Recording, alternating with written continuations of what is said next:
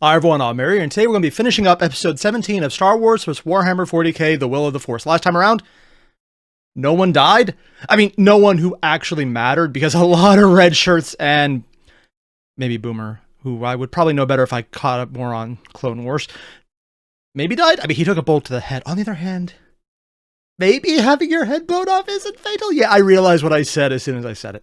So we're just going to jump right in and see what happens, because people have been telling me this is a very good episode for what's about to happen. And frankly, last time they said that, it was the previous episode, which was freaking cool, man. So I just want to see what happens. You guys know the deal. There's a link below to the original video. Hit it up, and let's get started. Current 82 Velen hated this. Oh, he has that real name, His electro Velen? leash stave had been discarded, likely destroyed by the blasphemers, and his because they cut off Skitarii the guard had been weapon, yeah. taken prisoner, an offense for which few higher shames could exist. And he was the Shame? fool at No. fault for it Horrible all. outcomes? He had been pulled between doctrines, and alas, his hesitation had cost them everything. Doctrine? Oh, he how was to a attack. proud Fulgurite priest of the motive force, and it was his sacred duty, above all things, to waste not the gifts of the Omnissiah, the machine god, Also and just name above dropping even Will of the them, Force. the life-giving Motive motive force. force itself. Nothing moved that was not willed to movement by the divinity and grace of the motive force, and to kill its animations, even when in the forms of daemons or Xenos, was nearly heretical. That was why he tore the life from them, preserving as much as possible, and giving them blessings. So the reason he was draining her weapon rather than trying to destroy it is because of his own religious doctrine. That's honestly very upfront and way less heretical than most things in 40K. Kind of like how they're working in, oh yeah, I've noticed his weapon is draining mine, is an actual thing he's doing intentionally for completely different reasons than expected. Initially on Asuka's side, wow, I'm thinking of way too much Evangelion. Ahsoka's side, it was like, oh shit, this is an effect his weapon just happens to have. No, it's intentional, which also would imply that if he had been trying to actively destroy it, he might have been able to overload it, which actually would be really cool to see in a less religious member of the Mechanicus. I realize what I just said. The less religious members are the Dark Mechanicum, so yeah, we don't have to worry about that as much. Or Call. But Call's weird, so that doesn't count. Blessed deaths, returning their animating energies to places better suited to serve the will of the Trinity. Yet he had pursued Wait, the Trinity? Xenos witchling with such fervor that he had been rendered blind to the evolving situation around him. And he's aware of The that. enemy replica had begun to loot the honored dead, somehow taking up the weapons of the fallen Skitarii and turning them against his own forces. And it did make a This, difference. combined with their frustratingly competent combat doctrines and their higher number. Oh, that is... Sorry, I just love what he just did.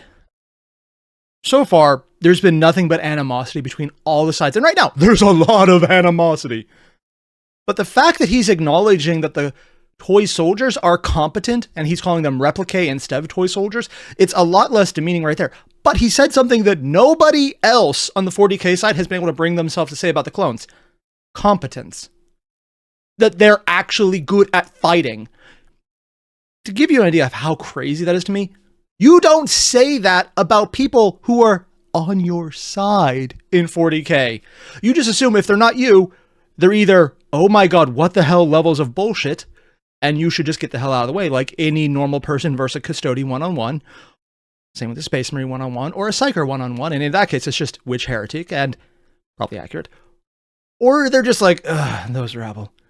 I'm overgeneralizing, but having that appreciation for an enemy that just beat you while you're actively still angry about the outcome, that is a lot of depth to a character that we don't usually see. Now, Fan's a great writer. I'm not too surprised about that aspect, but even having it is something a lot of really good writers don't think to add to characters. And I kind of like seeing that. It makes them a lot more 3D, less one-dimensional. They have depth where they could see that the enemy is still their enemy. They can hate their enemy, but there also has that grudging respect that is sometimes hard to remember to add without going overboard and fawning and like, well, why are they fighting if they just love each other so much? Which doesn't happen as often, but it's still more often than getting that balance right. Numbers had ensured his loss, and the witchling had played to it, fighting a defensive battle until his forces were so badly outnumbered he's not so that blind all to she fault need in his do own was strategy. hide behind her stolen guns. Hey, but it would they worked. not have been so had it not been for his blindness. Yep. Too narrow was his view, and now he paid a price he had never imagined he'd ever have to face. He was chained, his hands cuffed behind his back, marching between a formation of 4 replicae, the Jedi walking before him. But C-82 was far from helpless. Oh? Just as his short-sightedness had been his undoing, They don't know he so probably would has other their weapons. ignorance be theirs. And they would have no While reason to his know it stave either. was severed, his body retained the reaped energies he had harvested from the battle choice of beforehand, archers, then. and he was brimming with it even now. Because he's still a stun gun. C-82 was a living weapon, and the Yep. key to his salvation would be dependent on knowing when and where to trigger his power. For the moment, he had to wait, traveling as their prisoner back down the ragged hallways of the ship. Far too many of the replicae lingered nearby. Any sounds of combat would draw them quickly, and without further war gear, his capacity and variety of deadly applications of energy were greatly limited. He had to wait until he would. This is more just a personal question. What does greatly limited mean in terms of 40K? Because for any other setting, greatly limited might be non-lethal to the point of not actually worth trying. For 40K, greatly limited could be anywhere from most of their body might be gone instead of all of it to I have no idea what scale this is on. And I have no idea what scale this is on. Is the upper or lower end of that? Because there's a lot of ambiguity. Let's go with that. I'm assuming it's on the lower side here, but maybe it's like I can only kill half of them as opposed to I can definitely kill all of them, which maybe that's what he's going for. Kind of curious how fan will portray that. Was sure help would not come, or not come in time. Can you speak? Asked the witchling. C-82 would not have believed she was speaking to him, but she was clearly speaking Low Gothic, or some variant. It was highly accented, but no more than that spoken Translator? on Lyrac Or just really good at Treason's Folly. He considered. Probably On the translator. one hand, it could be seen as a sinful waste of energy, no matter how small, to converse with a Xenos. But However, this was certainly a night of Jedi, and being that it was, the Information potential to gathering. gain intel was massive. Oftentimes, interrogators let slip more than they had intended their enemy to know. granted, usually that's not a problem because the person being interrogated does not survive learning it. But that's more a 40K thing. In human terms, that's a war crime, which definitely stops everyone every time. So, Always suspecting that their prisoners would remain prisoners indefinitely. I can, dude, he said That's his voice? cautiously. Then tell I me love something, the distortion. she said without missing a beat. Are you actually a human? The question was amusing. After a brief shock at the audacity of guess- it, C-82 You know, actually, it kind of makes sense she would think that because sometimes the variation in Star Wars between human and a human offshoot or a completely different species is literally just the pallor of the skin to the point where a normal human couldn't support that without basically not needing it and being more cyborg wearing their old flesh, which is kind of fucked up when you say it that way, but it happens often enough that it kind of isn't wrong. mused that, from an exterior point of view, especially one coming from a region where humans existed largely as clones, that the divergences in his appearance from the base. What? Oh. Oh, now that is interesting. Sorry, I'm not even sure that was supposed to be a big point, but the idea that he thinks humans are mostly just clones. I mean, there's a lot of clones, but unless I'm very wrong, humans are the most populous species in the entire galaxy in Star Wars. They're basically rabbits. They're everywhere. You don't get rid of them. It's like 2-3 rabbits, 5 weeks later. Okay, now we have an entire herd. Do rabbits travel in herds? Well, when you got enough that they could literally outmass a donkey and a horse combined, standing on top of each other, yes, they do. And yes, I am basically equating humans to traveling in herds at this point, and I stand by that pretty well, actually. But he wouldn't know that because the only humans he's really dealt with, and the majority of them have only dealt with, who are straight up human rather than some kind of, I guess on their case, mutant, is how they would probably view it, from the 40K side, of course, would mostly be either the heretic witches that they fought the Jedi with, which I think one of them was human, or the clones. So I wonder if they're looking at this as if humanity might be a slave caste by their definition, because they all seem to be cloned troopers just fighting and dying. I don't know. That just seems to be the thing. I don't think that'll stop 40K side. Anyone on any level of good, the quotes in 40K is very important, from doing the usual 40K of mass murderizations. But it's interesting that that's the belief, that most humans are just clones. Huh. It makes sense, but it's very interesting. Baseline of humanity could be extreme enough to warrant scrutiny. I am, but I will not answer your questions unless you answer mine as well, he said. Ahsoka shrugged in response. Ask whatever you like, she said almost dismissively. She probably doesn't have any secrets. How many Jedi are within the Republic? Don't know. Asked C-82. Ahsoka laughed at the question and shrugged again. Somewhere between 1,000 and 1,000,000, she said. He memorized that, monitoring her electrostatic field with his senses. She honestly might not even know. That could be truthful, so far as for all he I could know. tell, detecting no changes that signaled that she was if they're not in lying a to position him. of power. The data was vague and dubious, but it was a start. He said nothing after that, waiting for her, and the alien seemed shocked that he had not complained about his answer. Are you an actual religious priest? She asked next. I am, he responded. Who do the Jedi serve? He asked right back.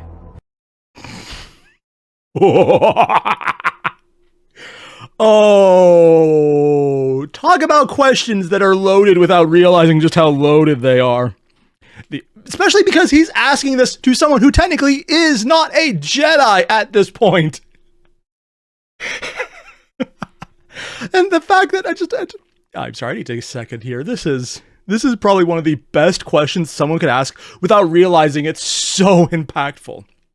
Ahsoka is not a Jedi. Who the Jedi serve isn't the entire reason she lived. There's a lot of shit, but I'm sure that's in there somewhere, because do they serve the Republic? Do they serve the Chancellor? Do they serve the Force? Do they serve the people of the Republic? And is there a definition between that? Depending on who you ask, that very answer could be very different. A lot of masters would probably say the Force, but in function, they would very much serve the Republic. But then they would also serve Palpatine because they're playing to his fiddle without realizing it. And that's just getting into the ones who are still Jedi. And then you have Ahsoka. It's like, probably the best answer is, I don't know. And that's if she's being completely honest.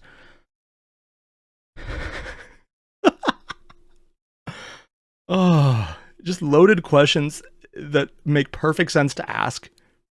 This is brilliant setup. And I don't know how fans are going to trust anything he could possibly say here, because there's just so much that he could say. I love this. I absolutely love this. I'm kind of hoping she lies, and he knows she's lying at this point, because almost no answer is going to be completely right no matter what she says. It's just so perfect. Ahsoka put her hands behind her head as she considered this, looking up at the passing ceiling lights for a time before answering. Well, I guess there are two answers to that. The answer that is true and the answer that is real, she said. Oh. Explain, he demanded. Probably can't. Ahsoka sighed, taking a moment to organize her thoughts. Well, the true answer is that the Jedi Order acts to serve the will of the Force.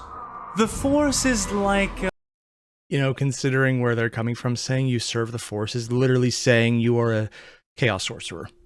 Very different here. Very different circumstance. But goddamn, anyone who actually believed that being transferred over to the 40K side would be way screwed really fast.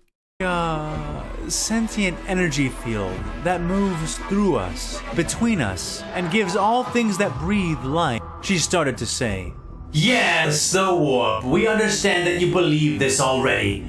But what is the real answer? C-82 cut in. We don't. He was less than interested in humoring her blasphemous beliefs. All he needed was to know what was true. From the way she spoke, she sounded as if she meant that the Jedi should serve the will of the warp. But who did they really serve in its place? Well, the real answer is that the Jedi serve the Republic, the Supreme Chancellor more precisely. Commander, do you really think it's wise to tell him so much? I mean, they could probably find it out, because I don't think they've blocked access to the net Or the HoloNet, I've been told that there actually is one. I didn't just hallucinate that, which is entirely possible because I might have just got it from Fanon. I always question what I actually think I know because, frankly, there's just too much at this point. Asked one of the troopers beside her. She shrugged at him, evidently unconcerned. I don't think I've told him anything you can't find on the HoloNet already. Besides, we'd all benefit from understanding each other a bit better, she said. Technically correct, That seemed but not how to you mean. placate the replique, and a moment later the witchling continued. So, what are you a priest of? She asked. I am a priest of the Fulgurite Order of the Divine Motive Force, said C-82. Specifying the Fulgurite Order. Where is your capital located? He started to ask.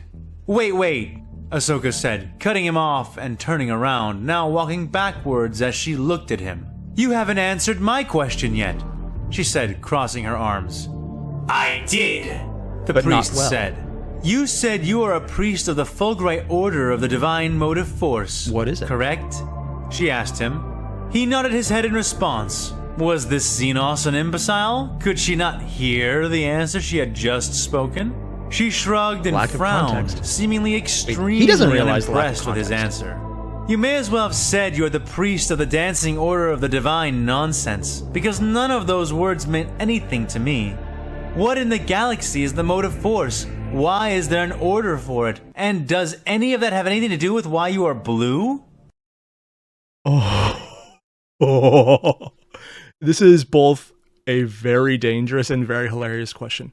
The dangerous part because it is literally just slapping a religious zealot in the face with, are you some kind of crazy person? Because I have no idea what you're saying. But also giving that said crazy person, the zealot, a chance to talk about something they might be just a little bit interested in. I honestly don't know which way he's going to go on this. Probably since he's tied up talking about it, because fun topic that most people who are obsessed with something would go into. It's like when you have a passion for something, you talk about said passion. I've definitely never done that with geeky stuff before, so I have no idea what that is like, and I'm going to keep saying that. Despite video evidence otherwise, it doesn't exist at all, definitely. She said, turning back around with a sigh. Well, whatever. Ask your question, I suppose. She mumbled a moment later. Oh. C-82 remained silent for a moment. He knew he should just press on. But just ask his question and continue to chip away intel from her responses. He knew that if he even began the fruitless task of explaining his beliefs to a Xenos witchling, he would spend the rest of their time speaking and hearing little or nothing. He knew this. He knew this! But and yet... To understand, witchling, you must listen and listen closely. I shall not repeat myself. I shall not tolerate interruption, and I will not stomach blasphemy.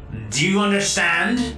He said, the through blasphemy clenched part, teeth. she doesn't know what would be. She spun back to yet. face him, to his surprise. Arms less tightly crossed as she raised an eyebrow in his direction, walking backwards once more. Fine, she said. You have my full attention, imp. Gnashing his teeth, Imperial. C-82 took in a deep breath, like actual demon, and began to there. speak. In the beginning of all things, at the start of all worlds, there was but one force, the motive force. And from its generosity sprang the well of all life, blessed and foul. This is going to be weird, but based on how he's reporting that down, it actually matches closer to how the Jedi describe the warp, or the equivalent of the warp in theirs, so the Force, than the warp is described by Psychers in 40K. I mean, I'm always assuming they're basically the same thing, but technology focused. But if you didn't know that, it might come across as if they're talking about the same thing. Huh, I wonder how they'll interpret that. Several minutes later. So that's why you hate droids? But it couldn't have been as bad as you're describing. Probably worse, actually. Said Ahsoka, aghast at the last description the priest had detailed. Oh, but it was and worse! No, there's absolutely no... The and worse probably is accurate, but there is not a single person in 40K, short of the Emperor, and I can't think of anyone else out of my head, who would have understood just how bad Old Knight... Okay, maybe the King in Yellow. But would understand just how bad Old Knight was and how bad everything prior to that was. Considering some of the few references say that the Horus Heresy and everything after that is still low-key sometimes by comparison. And seeing some of the technology that's brought up, it does feel that way. So the and worse is probably the most trustworthy thing he said without him even realizing it. Worlds were shattered as mere collateral damage. Such were the inhumanities wrought by the abominations of man's hubris. From our networks, our structures which had stood to shade us from cruel reality, we were forced to tear free those most essential components, and thus free ourselves from the Armageddon we nearly unleashed. No, not nearly. You very much did. She nodded, absorbing the information. Wait, what's an Armageddon? She asked. The priest paused and considered the question.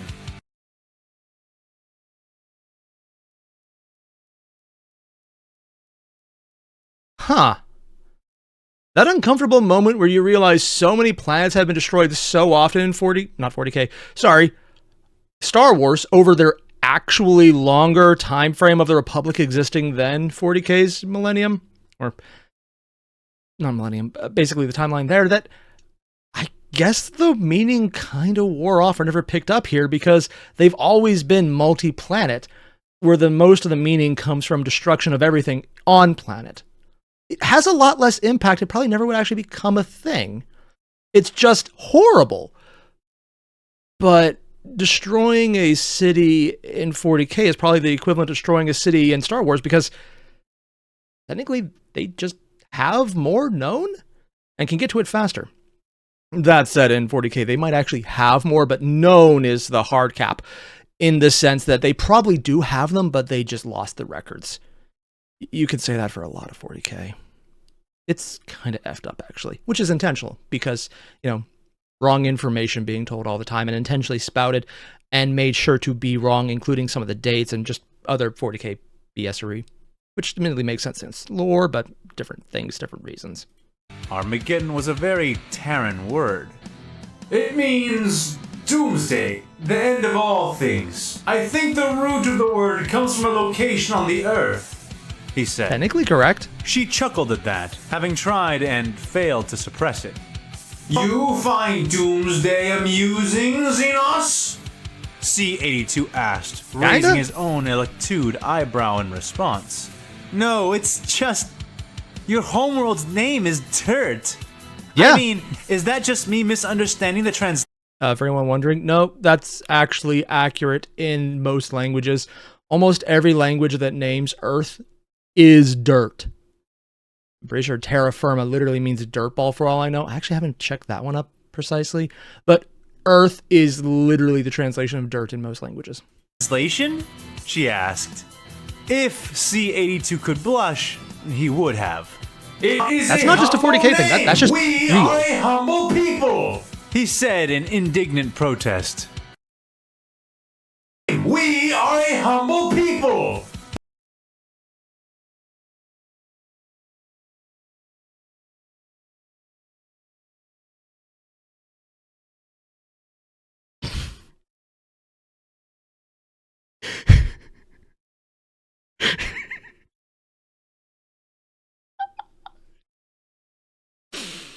Yes. Terra, it's very humble. Such a small, low-key backwater world in 40K.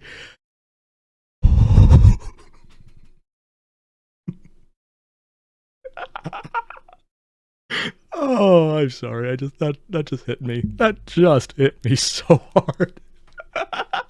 Oh, nothing to say about it. It's just hilarious to me. Okay, I'm good. He said in indignant protest. Well, not you. Your adopted homeworld is Mars. What's that named after? She asked. War. C-82 raised his chin in pride of his distant red Oath world.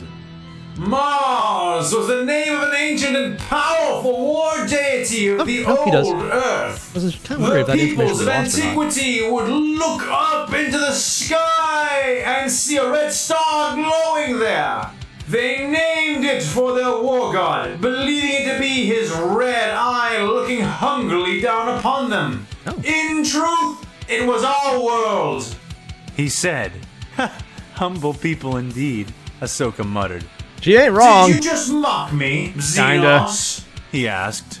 No, not at all.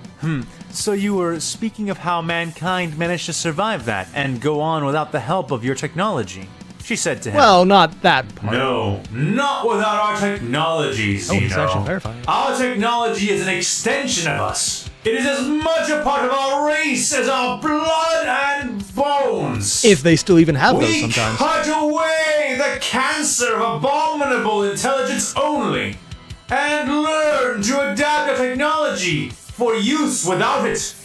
We paid a great price in this transaction, but we had hoped that at the end of that long road we would find peace, he said, voice ending on a sorrowful note. What happened? Never gonna happen. Ahsoka asked after a few moments had drifted by. Did you find it? Peace, I mean. The old priest sighed, and with it he suddenly felt so heavy. He could feel That is not a description of someone from 40K I would ever expect to hear. Not the we wanted peace, but the fact that not having peace would be a problem to them in any way, shape, or form. Because by this time period in 40K, it's been so much fuckery for so long. Wanting peace is like that thing you say, but you don't actually understand what you're saying because you never really see it. For most people who are further up in the, well, anything, anyone who's further up in any structure beyond a single planet would know that there is no peace in 40K. The only time you have peace is when it's temporary into a localized area that just has been cut off. Some agri worlds that just have general pathetic lifespans might think it's peaceful because they'd have nothing to compare it to. Honestly, the most peaceful places are probably feudal worlds where it's just a level of bullshit that's horrible, but it's kind of low-key horrible before everything else comes up. And that's, I'm intentionally not saying anything about pleasure worlds. The more you learn about those things, the more you realize those things are kind of sometimes worse than the demon worlds. Not always, but the fact that I could make the comparison even to an extent at all is more or less all the telling you need right there. Feel for the first time in his entire life the grafts in his skin, the metal, the silver, and the copper woven through his bones. He was a testament to what they had found. No, he said bitterly. We found that in the grim darkness of our greatest folly, There is only war. war awaited us. Only The tag ever phrase for war. 40K. Ahsoka was silent then, and in that silence, the priest became aware of something, heard something. A soft chirping, an audible data stream of binaric chant. He's about to get out. Magos, extraction attempt is imminent. Prepare for rescue. He felt his heart suddenly begin to increase in pace, tingling cascading through his many augmentations. His bones ached with the vibrations of the energy he stored even then within himself, and prepared silently to release them. His time had come. None of the 8 clones, nor Jedi who was watching him, seemed to hear or understand what the noise was. And the best part about this, the part I love, them just ignoring the beeping, even if they could hear it, makes a lot of sense because they're just so used to droids in the background making noise. This is white noise to them. They are going to filter it out naturally because it doesn't mean anything that they need to hear. Some people understand droids, a lot don't. I honestly have no idea how some people understand it, but they do that, and a lot of them probably just filter it out because it's not for us. likely taking it as nothing more than static damage from some distant part. Oh, it's not of the even ship. beeping, it's literally just that. Oh. The Jedi, who had identified herself to him as Ahsoka Tano Just during be their white noise, discussion, seemed lost in thought, still absorbing his words. She had listened patiently, and perhaps in the end, he had told her more than he had intended. But C-82 was a preacher of his faith, and he could not help but spread the word of the Trinity. Few things were as important. And he had to admit, he had found what he felt to be an oddly receptive mind in her. So what came... yeah, that's twice now in this episode that he's given them credit while something else would normally pull him away. Let me rephrase this. In a normal writer's perspective, what happens right now is they're just going to swish. I can't speak today. Switch, that's the word. Haha. Switch gears from, oh yes, I'm telling you about my religion, and you're having an introspective moment, but now I can take advantage of it and stab you in the back while I escape because it's what I'm waiting for because my allies are arriving. Ha ha ha ha. That is so normal a way to portray this kind of scene that honestly I don't even bother critiquing anymore. This, though, is him getting ready to take his moment to escape while he knows people are coming in, while he's got her distracted. But he's also still going through the thought process of, she wasn't a bad listener, which doesn't sound like a lot, but having that non-aggressive thought accompanying with the rest, having that distorted perspective of going two different ways and how they're anticipating, how they're interacting with what's happening is not something most people think, because it's easier just to switch gears and move into the new thought process for what's about to happen. This is well done. Because most people, and I should probably say, when I mean most writers, I don't mean fan fiction. I mean paid writers who do get books out there and they sell them for admittedly never enough money, because honestly, if you're a writer, the shit is horrible unless you're one of the names that just doesn't actually need to write. They just need to slap their name on it to make money. It's a big distinction in how much you get paid. If you're not someone that you can think of at the top of your head, the money is very, very... yeah. But that's the thing that most people miss, and fans doing it really well. Came next would be a shame indeed. He prepared himself, waiting for that moment, the very instant that Ahsoka's connection to the warp would begin to warn of the incoming danger. Her chin tipped up, electrostatic field flaring as she began to prepare for action. In response, he released a heinously large discharge of power, frying the 4 clones around him, destroying the binder cuffs that held his wrists, and blowing the Jedi away in a cloud of smoke and sparks. What would that do to him? The other clones were turning even before Ahsoka's body had crunched against the nearby wall, aiming their Republic blaster rifles and looted Imperial weapons towards him. What? He activated his Voltgeist power field, watching his spectral host of ball lightning rise up around him, absorbing the weapon's fire for the 1.5 seconds he needed. In that time, new combatant slithered out from one of the maintenance shafts, its serpentine body hitting the ground heavily before lurching into rapid action. That has to be a Forge World model, because that doesn't look like something someone drew. It looks crazy, and I don't think I recognize it from the general plastic line. So this is either a really old metal model that is actually well painted and disturbing, or it has to be Forge World. Yeah, no, there's no way that's not Forge World. Probably why I don't know it. I've never looked up the Mechanicus line there. Damn, that is a creepy-ass model. It's the carapace more than anything else that does it. The Silax-class battle robot looked like a mix between a mythological Hydra and a seething swarm of mechadendrites. Ooh. The skull, which housed its primary sensor nodules, reared up from the swarm of serpent-like tendrils of steel, taking only a fraction of a second to process the enemies near it before lunging into them. It slithered and slipped between the firing clones, so smooth and fluid in its motions that it had already turned 2 troopers into flensed piles of meat and armor, before those which remained realized they were under attack, and by then it was too late. The harsh bark of a bolter firing answered their sudden returning fire. the battle robot evading 2 shots and eating 5 more. The Silax sustained the fire without any visible damage as it blew the clones apart like a child shooting water balloons with a dart gun. God damn. In moments, they were all, to the last, dead as the steel beneath them. I'm sorry, was Rex one of the people with Ahsoka?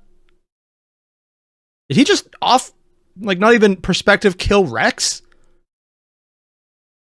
Whoa, I'm probably wrong. Tell me, okay, I would expect that a fan killed off a main character, someone who is a fan favorite of the entire community, he would at least do it in a way that we would see it happen as opposed to just red-shirting him at the last moment. There's no way that happened. C-82 deactivated his defensive field, preserving what power he had left, and eyed the slithering mass of inhuman death that now watched him from its side of the hallway 4 meters away. He felt an unease even though Witchling had been unable to menace him with fill the air, clenching his fists in reaction to it. It wasn't until Magos Letherin kicked open another maintenance hatch and rolled out himself that C-82 began to relax again.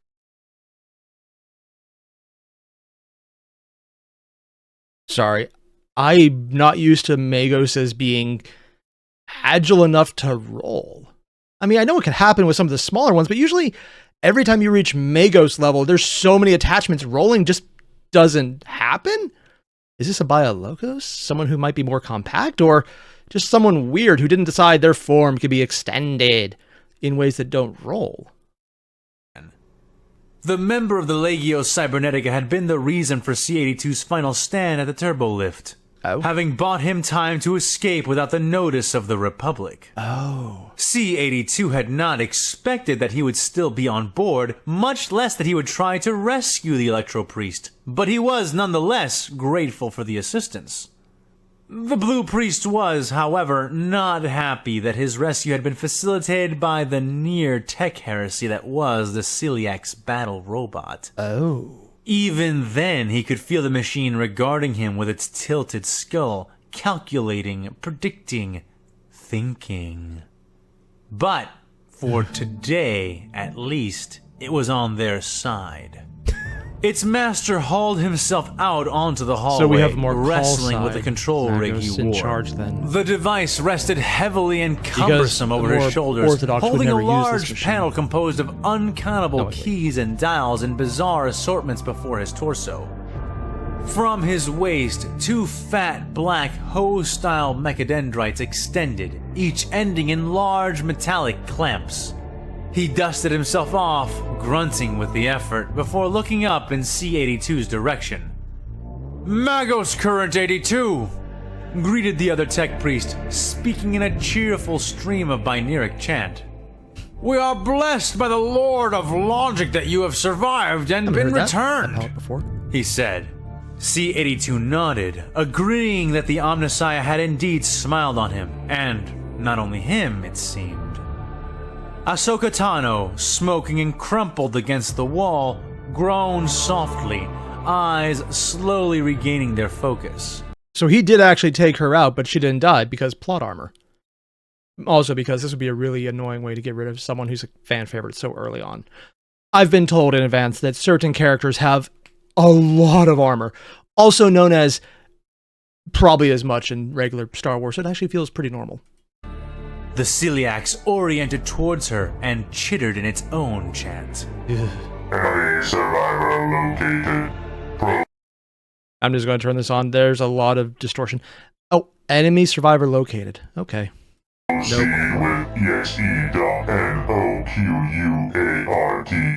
Execute! The first Magos began to say. Hold! C-82 interjected. Letherin seemed shocked by the order, but shrugged and nodded his head. Proceed. Droned the Celiax. Denied, said Letherin, watching with no small interest as C-82 approached the collapsed witchling, but keeping his distance. She coughed out puffs of smoke, rising into a sitting position against the wall. Her left arm was broken in many places, but somehow she had used the warp to protect herself from the majority of his discharge. Still, as the priest kneeled in front of her, he could see that the Jedi's nervous system was in shock. And while he was loath to underestimate psychers, he did not expect that Commander Tano had much fight left in her. As if to answer his suspicions directly, her saber flew up from the ground near them, landing in her good hand and activating. She swept it up with a pained shout, fury and defiance burning in her eyes. But C-82 did not dodge, instead grasping the blade with the sparking touch of his Elect-2s, draining the energy away with his bare hand. oh, okay, that's bullshit, and I love it. And shattering the blade. The lightsaber's energy cell burst, burning Ahsoka's hand and causing her to hiss and drop the handle. C-82 did not see with his eyes any longer, but he made an effort to orient his head towards her, seeing the flickering, unstable field of her life force before him. The currents and divine energies of the motive force were not meant to be wasted, but of the three divinities, the motive force was always the most generous. Okay, this is something I just don't know enough about on 40K side because I've never cared about the Mechanicus or Mechanicum in 30K nearly as much. I've always heard of the motive force, and I'm guessing the Omnisci is a second one. What's the third? Because I know in function it's probably the Void Dragon, but that's not something they would ever refer to it as. So what would they call it? I just don't know. It's kind of bugging me. He reached forward and wrapped his hands around Ahsoka's face, holding her as if he were prepared to perform a baptism. She glared at him, good arm reaching up and seizing his bicep, but her strength was childish now, and certainly no impairment to his. It didn't have to be like this. Ahsoka panted through grit teeth. But with who's in charge, pressed his copper against her skin, feeling her shiver at the cold there. The priest did not wish to cause pain, not to a relatively honorable opponent. So he made sure that he had a firm grip on her, that there would be no breaks in the circuit he was forming. What? I tried to make it different. She groaned, a sheen of tears glossing the edges of her eyes. You did, he said to her. He didn't know precisely why, but he did believe her. She wasn't begging for her life, she was begging for peace, for a chance at peace. But hadn't he explained it to her already? Couldn't she see? But there is only war, Ahsoka Tano. Only ever war, he said to her, surprising himself with how heavily that statement weighed on him. She released his arm then, 40K. Letting her own fall limply with a pained sigh. He could not actually see her pupils, but he knew there was no resignation there. She was only glaring at him all the harder. The unstable energy of her electrostatic field was fading. Her body was starting to go into critical shock. If that is the will of the motive force, then do it. Prove yourself right. The words were like a slap in the face. The will of the motive force? The will of the motive force?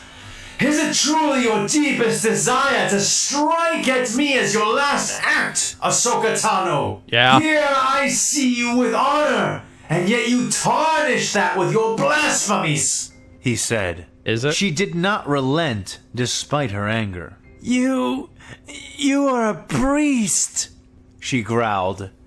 You preach one truth and act out another. Okay, one, calling out normal priest behavior. Two, I want to just give a shout out to Fan right here. His voice acting is frankly insane by comparison where he started to where he's at now. But getting that sheer level of fuck my everything is killing me, a level of voice acting is really well done, and I like it. It's really cool to see where he started and now here, and it just he's damn good at this. You said that you Also a different register than his normal one, too. Largest concern is to execute the will of the Force. She gasped angrily. Because she probably understands it as the same thing. So do its will. Show me why there's only war. He grit his teeth now, squeezing her face painfully between his hands. He'd kill her for this. He'd kill her painfully for saying such blasphemies. He relaxed his grip on her. Sorry, the point I love most about this is technically, without any knowledge of what's going on, Ahsoka's not wrong, because the reason 40K is so fucked up is because everyone believes this, and they've believed it so long, for so many, probably multi-millennias, 1,000 collections of 1,000 years, because I have no idea how far back the War in Heaven was, just that it is the equivalent of, it's not worth counting the numbers. Because it's been so much death and war and destruction that the ruinous powers, the warp was corrupted by that, and then it was reinforced by that, because it's been so bad for so long that everyone believes it's going to continue being so bad for so long, so it's reinforcing it's so bad for so long. I'm not sure there would ever be enough for one person to make a difference. Hell, if the Emperor couldn't change that, I don't think anyone probably could, and I'm not sure if he was actually trying that or not. Maybe just trying to wipe it out. I don't know. Also, because if I was certain before, but that's a completely different thing. But she's not wrong. Because everyone believes it has to be that way, it reinforces it, because the warp is reactive like that. And by everyone, I don't just mean the people alive right now in 40K or any time frame that the game really covers. It's been all of it at every time has always viewed it as a place of war and destruction. So it reinforces that, which is what led to everything else. And just she's pointing out the absolute flaw of 40K, that by fighting back to survive, they're destroying themselves. But if they don't fight back, they destroy themselves because it's already been fucked up. And it would take something absolutely fucked up to fuck it so hard that it forces a reset. And honestly, Chaos will never give that a chance because they like doing the resets and then re-fucking the reset. As what happened in Sigmar. But just... it's completely accurate. And she doesn't even understand why, because she has no context for it, even with what he said. Granted, no one in 40K has that context. That's only a perspective you can take if you obsess about the lore a lot more to a absolutely nerdy level. You know, this just got a little disturbing and way too revealing. Let's just move on. Ahsoka Tano, he said, voice suddenly calm. Why did you spare my life? He asked. Because I wanted peace. She groaned, her voice losing its strength. Why? He asked. Because it is the will of the sane. The reason I fight, she said, eyelids drooping, consciousness fading. Because it is the will of the Force, she breathed. And with those words, it all began to fall into place. The Jedi had a low, almost non-existent record of mutation. All autopsies had shown this already. Yep. Their techniques were also tame, almost entirely based on telepathy and the exertion of force. A force Ahsoka had described to him as a force which gave rise to all life. A sentient energy field which put the universe into motion. The revelation Technically, it's still struck the him, warp, and with it, a certainty of purpose, where before there had been naught but vagaries. Ahsoka Tano was right. She Goddamn, was Ahsoka. right. The Jedi did not serve the warp, they were meant to serve the motive force. They were brought into conflict with himself by serving the Republic in its stead. Yep. But not she. He activated his Electus, connecting her flow of life to his own, and moved energy back through, making her body convulse, making her He can do that? scream Of in course he pain can. as he restored her to stability. What are you doing? Jumpstart. She yelled, clutching his arm again, her strength noticeably more present than before. Doing the will of the motive force, he said, releasing her and standing.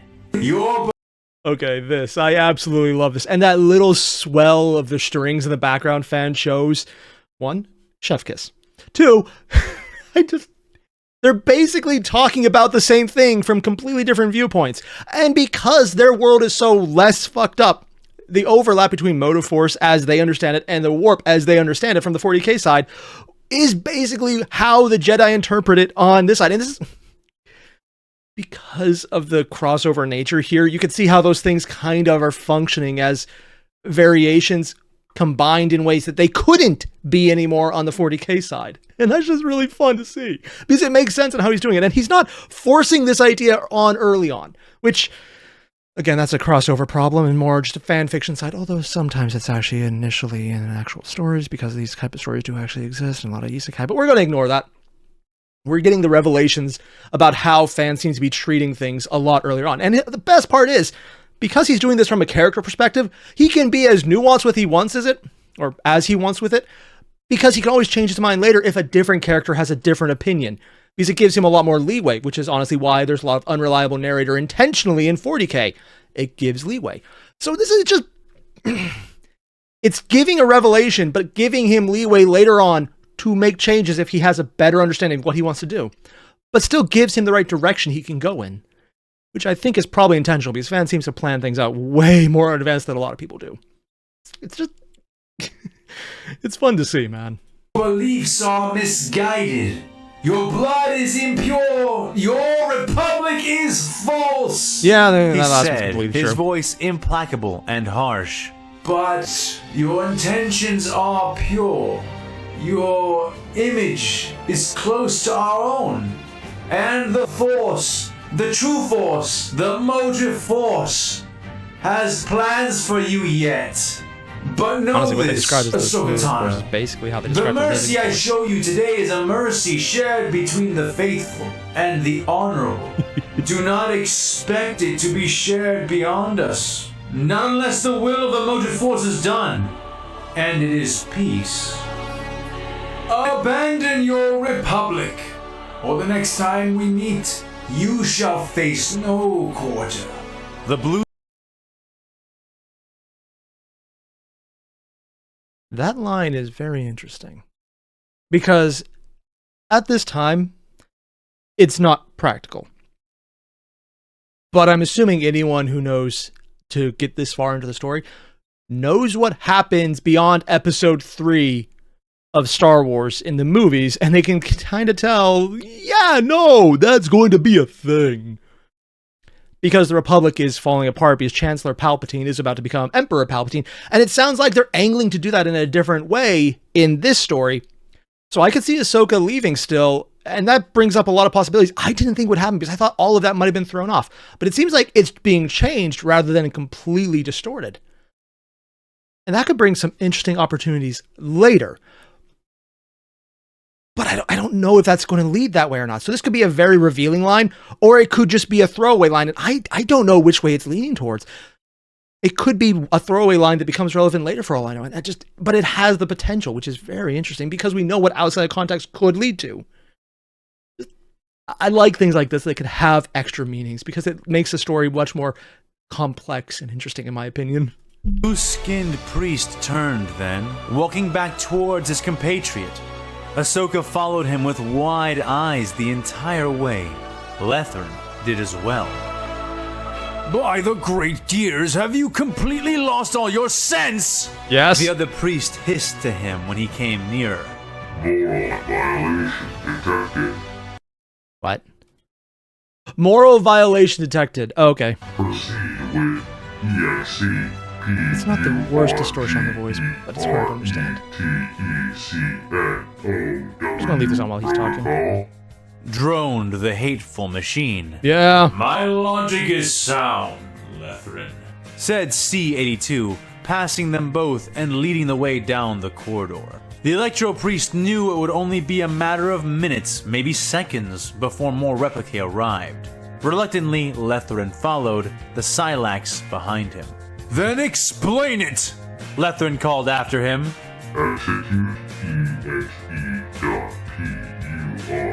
He just keeps asking.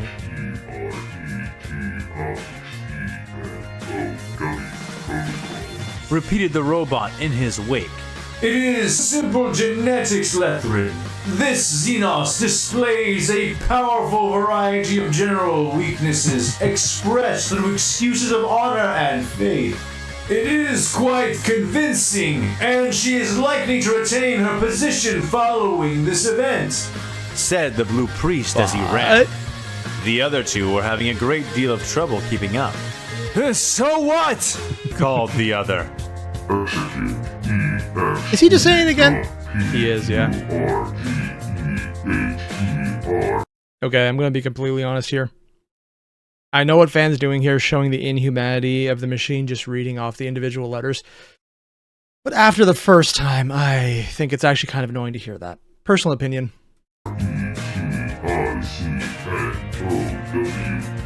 The Silax started to say again. No, denied! Shut up for a moment! Lethrin screeched at it. If we kill all the weakest generals at first opportunity, we will strengthen the enemy. They have an entire galaxy to pull from, and no shortage. Oh, sure, this sounds good up until you realize you don't. By sparing certain it sounds good enough to however, said C-82. Lethrin's gray face slackened from the anger that had held it. False understanding. A false understanding dawning on him. Oh, I see. We effectively breed weakness into their command, and we can mask it as beneficence. And the best part is, we're already proving that the Electro Priest is way smarter than the Magos, because he's believing an obvious lie, because it sounds moderately logical. He doesn't expect someone below him to lie to him. Because that has never been a problem at all in the Mechanicus/Mechanicum. Ever. Believing people wouldn't do something that wasn't exactly as you wanted. That has never, ever become a problem. Like reverse eugenics on a political model. Oh, I do like that. Technically, that actually is what he's saying. It is deliciously insidious. That you promote the stupidest people. I only wish I had been told ahead of time. Usually don't do it intentionally. I'm due for a cardiac reconstructing, and the excitement is hardly what the Medicaid called for. He still has his original The man called back. C-82, however, had ceased to listen the moment he was sure that the other priest had been placated. Many thoughts were opening up within his mind. This was truly a different galaxy, and certain things were becoming clear now. Also, Fan, cool choice, but also, why'd you have to choose someone so zoomed in that had the detail to show the skin pulling apart over the machine, and like the other parts, it's just like it cuts off, and like they stretch the flesh out. That just makes it worse. Chaos, the forces of insanity, had not yet reached this place, or at least not in any kind of profusion. And he just figured it out. What's more, it was clear to him now, from the human shape of the many Xenos he had already encountered, and the human natives of these worlds, that the motive force had enacted a powerful design in this galaxy.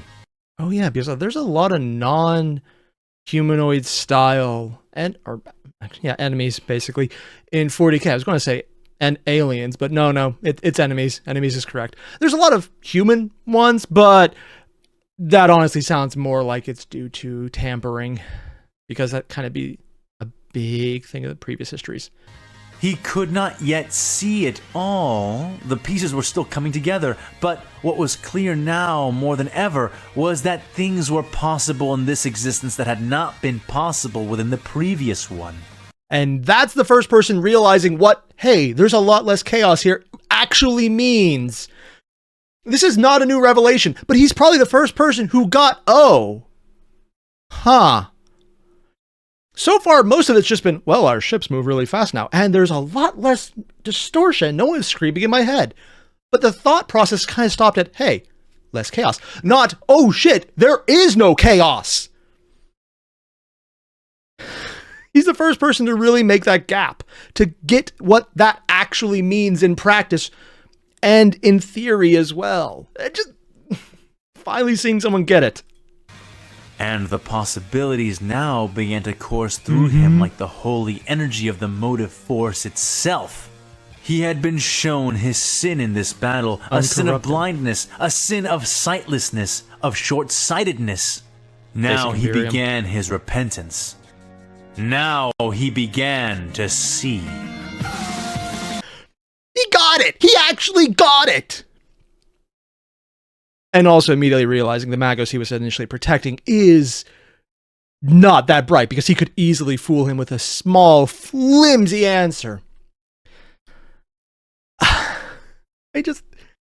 This character's already one of my favorite. I was expecting this guy to be a red shirt who would just be either the one who gets really close to killing Ahsoka but then hardens her resolve, or is the one who drops in is like, ha ha ha, I am a bad guy, you have to fight. No, I was not expecting him to become such an amazing character with a lot of depth, seeing how things are fitting together, coming from his end, listening to a Xenos while being from 40K. I just wasn't expecting this, and this is so freaking cool. Basically, what I'm saying is, if you haven't already, there's a link below to the original channel, to Fan's video. Hit up the video, leave a like, subscribe to a fan with too much time, and just go tell him he's awesome, because this is great. There's so much more, and I'm loving this. I know I very low key about this. It's very hidden. No one got that. Yeah. Either way, I just actually have to go adult now, unfortunately. Otherwise, I'd watch another. You guys know the deal. Links below. Hit them up. And I'll see you guys in the next one. Adios.